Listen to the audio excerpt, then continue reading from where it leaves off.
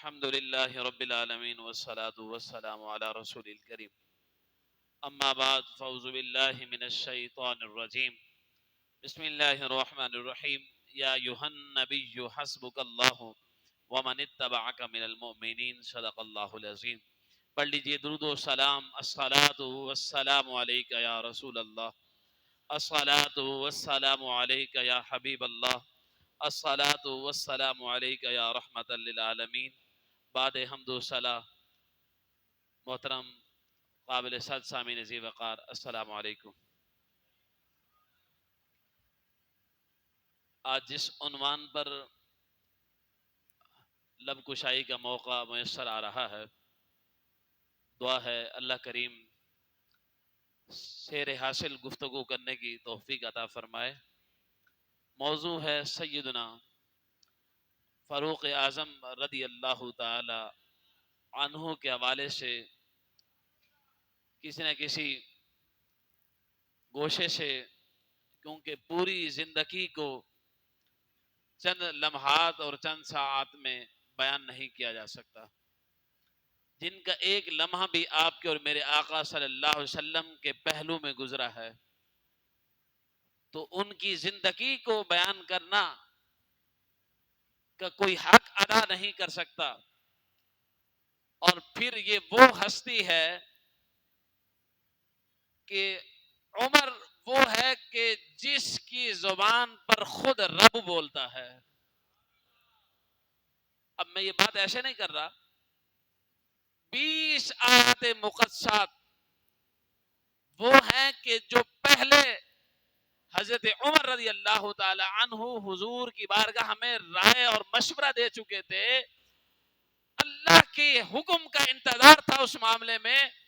یہاں جو عمر رائے دیتے ہیں، رب وہی آیت کریمہ نازل فرما دیتا ہے. آپ اندازہ لگائیے وہ عمر ہے. تو شاعر نے کہا کہ مثالی ہے جہاں میں زندگی فاروق اعظم کی، مثالی ہے جہاں میں زندگی فاروق اعظم کی، وہ عظمت اور پھر وہ سادگی فاروق اعظم کی.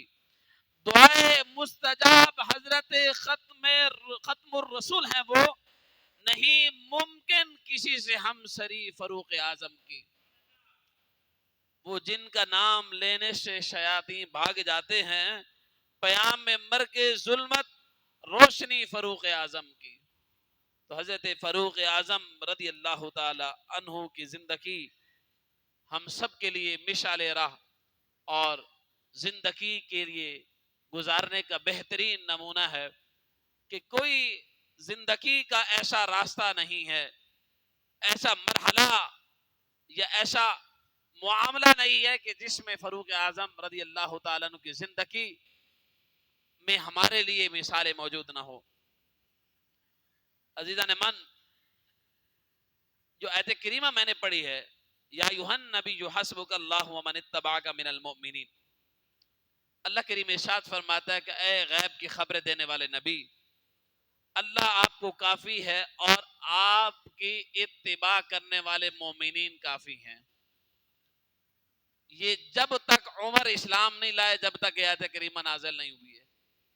جب عمر اسلام لائے تو اللہ تبارک و تعالی نے ارشاد فرمایا اللہ بھی آپ کے لیے کافی ہے، اور جو اب ایمان لا چکے ہیں وہ مومنین بھی آپ کے لیے کافی ہیں. حضرت عمر رضی اللہ تعالی عنہ کی زندگی ایسی زندگی ہے کہ جب اس پر بندہ غور و فکر کرتا ہے تو جینے کا سلیقہ آ جاتا ہے بندے کو. اور حضرت عمر رضی اللہ تعالیٰ عنہ کی زندگی کا ہر کارنامہ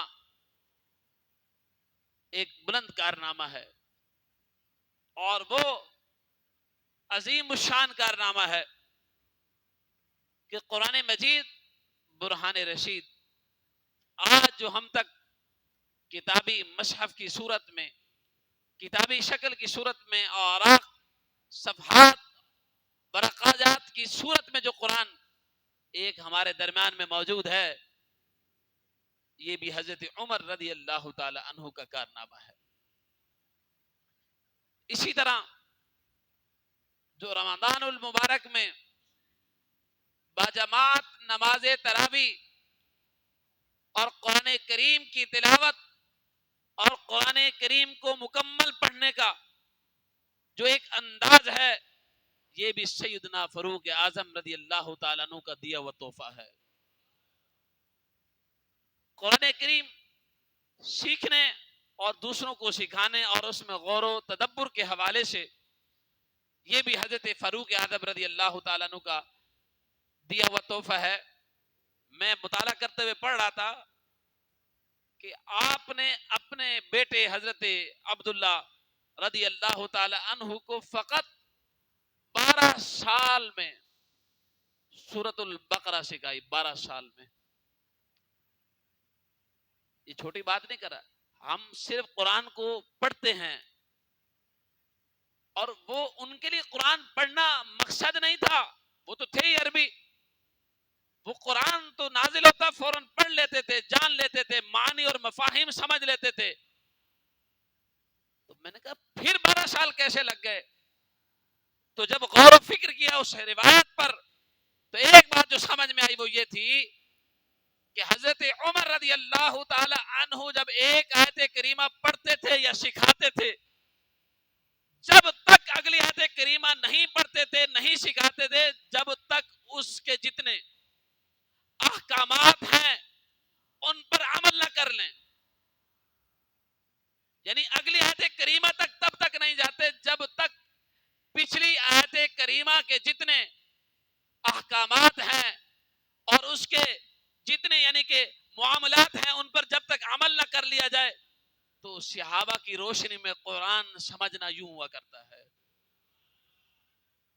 ہم بھی ایک قرآن پڑھتے ہیں، ہم بھی ایک قرآن سمجھتے ہیں اور سمجھتے ہیں کہ حق ادا کر دیا ہے، یہ حق ادا نہیں ہوتا۔ حق تو یہ ہوتا ہے کہ جب بندہ قرآن پڑھے اور اس کو سمجھے تو پھر اس کے احکامات پر عمل کرنے والی زندگی بھی نظر آئے۔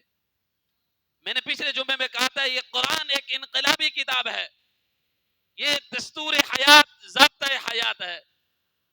تو اس قرآن کو سمجھنا ہے۔ یہ جو لوگ قرآن کو سمجھے تھے، اس کے معانی و مفاہیم و معارف کو جو سمجھے تھے، تو انہیں عمر کہتے ہیں، انہیں عثمان کہتے ہیں، انہیں علی المرتضیٰ کہتے ہیں، اور کسی کو ابی کعب کہتے ہیں تو کسی کو سلمان فارسی کہتے ہیں۔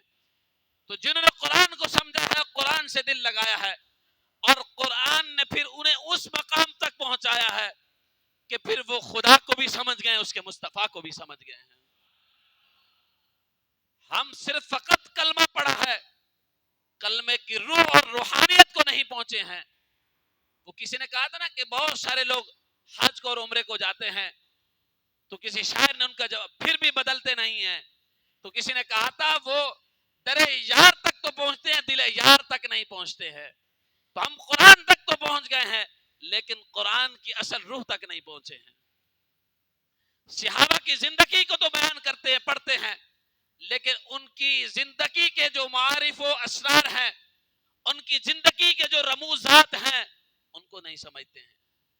جب ان کو سمجھ لیں گے تو پھر زندگی کی جو اصل روح ہے وہ سمجھ میں آ جائے گی۔ میرے عزیز دوستو، حضرت عمر رضی اللہ تعالی عنہ کا ایک لقب تھا موافقات عمر۔ وہ کیوں ملا آپ کو؟ کیونکہ کئی آیت کریمہ میں نے عرض کیا کہ وہ آپ کی رائے کے مطابق نازل ہوئی۔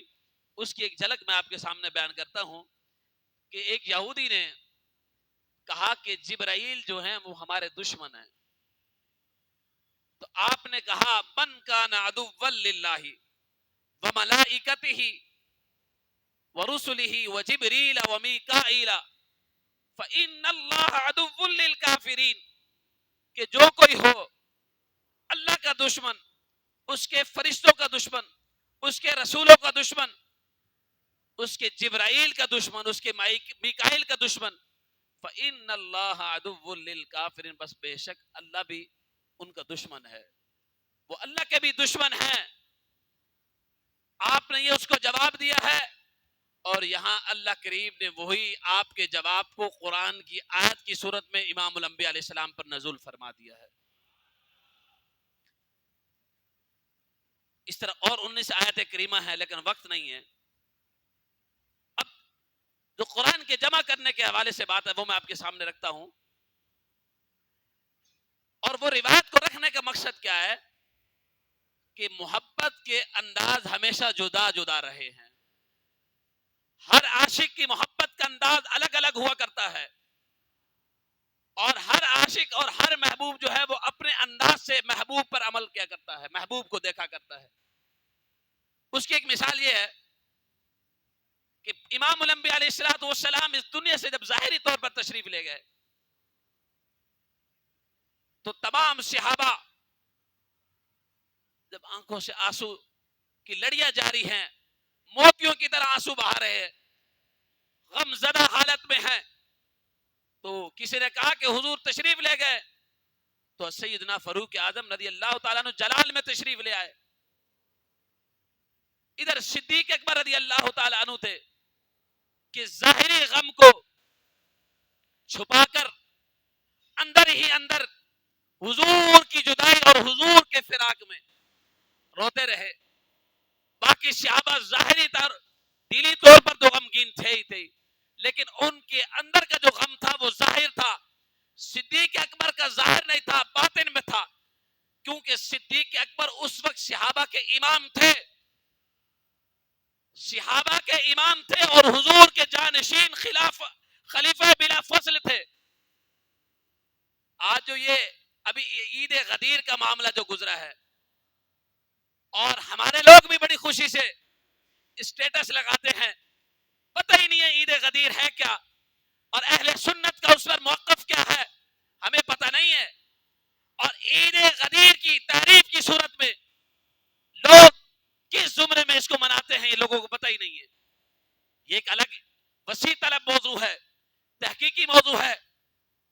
برحال جس روایت پر وہ عید غدیر کا اعلان کرتے کہ حضور نے فرمایا کہ جس کا میں مولا ہوں علی اس کا مولا ہے, ہم اس ولایت کے قائل ہیں, حضرت علی کی شان کے جو ہے ہم قائل ہیں, لیکن وہ اس کی روشنی میں اس حدیث کی صورت میں وہ دلیل یہ لیتے ہیں کہ حضور نے اس روایت کو, حضور نے غدیر کے مقام پر یہ اعلان فرما کر یہ اشارہ یہ دیا ہے کہ میرے بعد اگر کوئی امام ہے, میرے بعد کوئی بلا فصل امام و خلیفہ ہے تو وہ علی المرتضی ہے.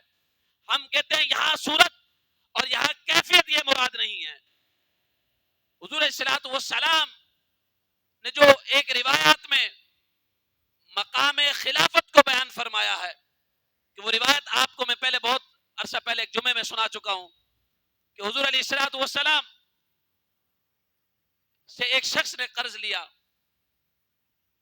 اور حضور علیہ الصلوۃ والسلام نے ارشاد فرمایا, وہ جب شخص مقروض جو قرض دینے والا تھا وہ حضور کی بارگاہ میں آیا اور اس نے عرض کی کہ اگر آپ کا وصال ہو جائے اور مقررہ وقت تک آپ مجھے قرض لوٹا نہ سکیں تو آپ کا جو قرض ہے وہ میں کس سے لوں.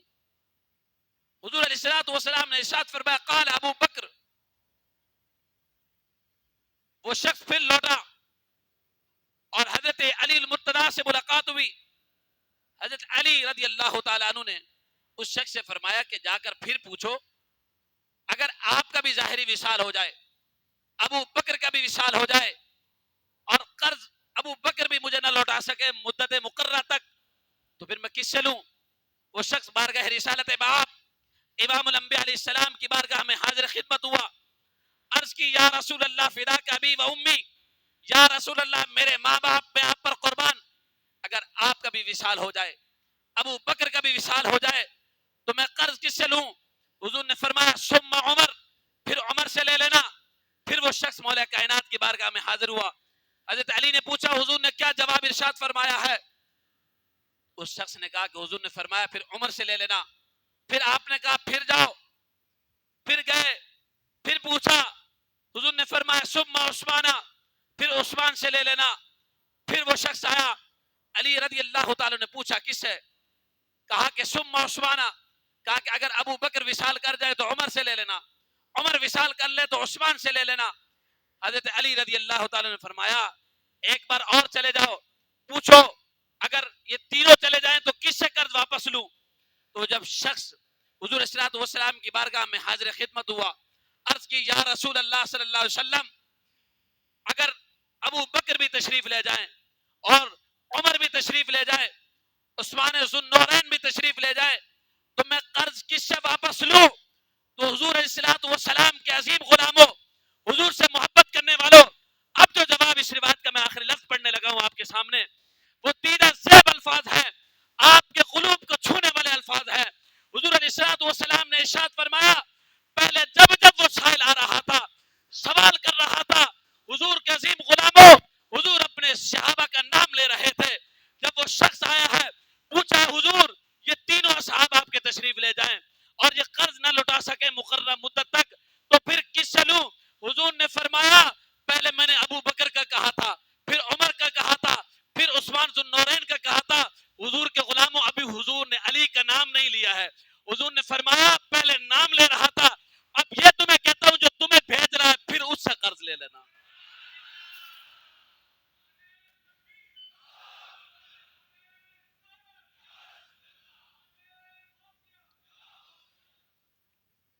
محترم سامعین، میں جو روایت آپ کے سامنے محبت کی پیش رکھنا چاہتا ہوں کہ محبت کا انداز ہمیشہ جدا جدا ہوا ہے، کہ حضرت عمر رضی اللہ تعالی عنہ حضرت صدیق اکبر رضی اللہ تعالی عنہ کی بارگاہ میں حاضر خدمت ہوئے، عرض کی کہ قرآن کریم کو ایک جگہ جمع کرنا چاہیے۔ چنانچہ انہوں نے سیدنا صدیق اکبر رضی اللہ تعالی عنہ کو جب یہ تجویز پیش کی تو وہ فرمانے لگے، ایک محب کیا کہہ رہا ہے کہ قرآن محبوب کے سینے پر اترا ہوا ہے، اس کی حفاظت ذمہ داری ہے۔ کئی حفاظ جنگوں میں شہید ہو چکے ہیں، بڑے بڑے قاری جنگوں میں شہید ہو چکے ہیں، اب قرآن کریم کو مصحف کی صورت میں، کتابی شکل میں اور آنکھ کی صورت میں ہونا چاہیے تاکہ یہ قرآن قیامت تک محفوظ رہ جائے۔ سیدنا عمر نے جب یہ تجویز پیش کی، اب دوسرے غلام کا انداز دیکھیے، سیدنا صدیق اکبر نے اپنی محبت کا انداز پیش کیا، کیا کہا، کیف افعل شیئا لم یفعلہ رسول اللہ صلی اللہ علیہ وسلم، جو کام رسول اللہ نے نہیں کیا وہ میں کیسے کر سکتا ہوں؟ ایک غلام یہ کہہ رہا ہے کہ قرآن کو جمع کیا جائے، اور دوسرا کا انداز محبت یہ ہے کہ جو کام رسول اللہ نے نہیں کیا، لم یفعل رسول اللہ صلی اللہ علیہ وسلم، میں وہ کیسے کر سکتا ہوں؟ سیدنا عمر رضی اللہ تعالی عنہ نے کہا ہوا واللہ خیر، اگرچہ سرکار دو عالم صلی اللہ علیہ وسلم نے ایسا نہیں کیا مگر یہ کام بہتر ہے۔ یہ روایت کو پیش کرنے کا ایک وجہ اور بھی ہے، لوگ آپ کو اور ہمیں صرف ایک چھوٹے سے پنجرے میں اس لیے پھنساتے ہیں کہ جو کام رسول اللہ صلی اللہ علیہ وسلم نے نہیں کیا وہ تم کیوں کرتے ہو؟ جو کام اللہ کے رسول صلی اللہ علیہ وسلم نے نہیں کیا، اور وہ کیا مفہوم ہمارے ذہنوں میں بٹھانا چاہتے ہیں، کیا سوچ کو ابھارنا چاہتے ہیں، کیا فکر میں ہمیں مبتلا کرنا چاہتے ہیں، اور ہمارے ایمانوں سے اور ہمارے عقیدے سے کھیلتے ہیں، کس لفظ پر؟ کہ جو کام رسول اللہ صلی اللہ علیہ وسلم نے نہیں کیا وہ تم کیوں کرتے ہو؟ تو میں نے کہا اگر اس بات پر ہم سوال کر دیں، ایک ہوتا ہے نا کراس کوسچن، اگر ہم کراس سوال کر دیں کہ رسول اللہ صلی اللہ علیہ وسلم نے تو جتنی بھی حج کیے ہیں کوئی جہاز پر تو نہیں کیا، رسول اللہ صلی اللہ علیہ وسلم کے دور میں مساجد میں ٹھنڈے پتھر تو لگائے جاتے تھے لیکن یہ پنکھے نہیں لگائے جاتے تھے، رسول اللہ صلی اللہ علیہ وسلم کے زمانے میں حفاظت کے لیے تلواریں ہوا کرتی تھی، آج لوگ حفاظت کے لیے تلوار نہیں رکھتے، حالانکہ وہ تلوار جو ہمیں یہ راستہ دکھا رہا ہے، سبق بتا رہا ہے کہ جو کام رسول اللہ صلی اللہ علیہ وسلم نے نہیں کیا تم کیوں کرتے ہو؟ تو میں نے کہا تو اپنی حفاظت کے لیے پستول کیوں رکھتا ہے، تو اپنی حفاظت کے لیے اسلحہ کیوں رکھتا ہے، تلوار رکھنا۔ کہا کہ دور چینج ہو گیا ہے، زمانہ چینج ہو گیا ہے، اب دشمن قریب آئے تو تلوار سے لڑا نہیں جا سکتا۔ میں نے کہا اسی طرح بہت سارے مسائل میں زمانہ چینج ہوتا ہے تو احکامات میں بھی تبدیلی آتی ہے، احکامات کو بھی اس انداز سے بدلا جاتا ہے۔ تو میں نے کہا اس کا مطلب یہ نہیں ہوتا کہ ہم ہر کام جو ہے شریعت کے خلاف کرتے ہیں، بلکہ انداز بدل جاتا ہے لیکن ہر عمل حضور کی محبت میں ہوا کرتا ہے۔ محترم سامعین، تو جب حضرت عمر رضی اللہ تعالی نے کہا کہ یہ کام بہتر ہے تو خلیفہ اول نے فرمایا فلم یزل عمر یراجعنی حتی شرح اللہ صدری لک لذالک ورأیت فی ذالک الذی رآ عمر. کہا عمر بار بار مجھے یہ بات کہتے رہے کہ حتیٰ کہ اللہ تعالی نے قرآن مجید برہان رشید کو جمع کرنے سے متعلق میرا سینہ کھول دیا اور اس میں میری وہی رائے ٹھہری جو عمر رضی اللہ تعالیٰ عنہ کی رائے تھی. حضرت عمر رضی اللہ تعالیٰ عنہ کی زندگی خدا کی قسم ہم لوگ مطالعہ نہیں کرتے، پڑھتے نہیں ہیں. اگر پڑھ لیں مطالعہ کر لیں تو یقیناً پھر دیکھنا بچے بزدل نہیں ہوں گے، دین سے دور نہیں ہوں گے. ہم ان اسکولوں میں تعلیم دیتے ہیں بچوں کو کہ جن کی کتابوں میں نصاب جو ہے وہ سارے میکرون فلانا فلانا فلانا فلانا کہ جن کا اسلام سے دور تک تعلق نہیں ہے. جب بچوں کو ان کی کہانیاں اور سٹوریز پڑھا کر ان کو ہم تعلیم دیں گے تو پھر وہ عاشق رسول نہیں بنیں گے. ہم کہتے ہیں نا کہ وہ غازی علم الدین شہید اور فلانا فلانا، وہ کیوں غازی بنے، کیوں مجاہد بنے، کیوں محمد بن قاسم بنے، کیوں دلیر بنے؟ اس کی وجہ یہ تھی کہ ان کی مائیں جب دودھ بھی پلاتی تھی نا تو محمد الرسول اللہ پر کلمہ پڑھتی تھی، درود پڑھتی تھی. آج حال یہ ہے، آج وہ ماحول بالکل بدل چکا ہے. نہ تو گھروں میں وہ تربیت اور نہ باہر وہ تربیت رہی ہے. اسی وجہ سے آج حال یہ ہے کہ ہم دین سے بالکل جدا ہو چکے ہیں. حضور نبی پاک علیہ الصلوۃ والسلام نے، میں ایک آخری روایت اس لیے پیش کرنا چاہتا ہوں اور اس کی دلیل ہم نے کچھ سال پہلے ایک رفائی فاؤنڈیشن کو جب حضرت عمر رضی اللہ تعالیٰ عنہ کا نام آیا، ایک مسجد کے نام سے حضرت عمر کا نام منسوب تھا، وہ مسجد حضرت عمر کے نام سے منسوب تھی تو اس کے چہرے پر بل آ گئے. چہرہ تو پہلے میں جب یہ روایت پڑھتا تھا تو سمجھ نہیں آتی تھی، کہتے جب تک کوئی بات پریکٹیکل گزر نہ جائے تو بندے کو بات سمجھ میں نہیں آتی ہے. ہم سمجھتے تھے کہ کیسے شیطان راستہ بدل جاتا ہے، حضور کا یہ فرمان تو جھوٹا نہیں ہو سکتا.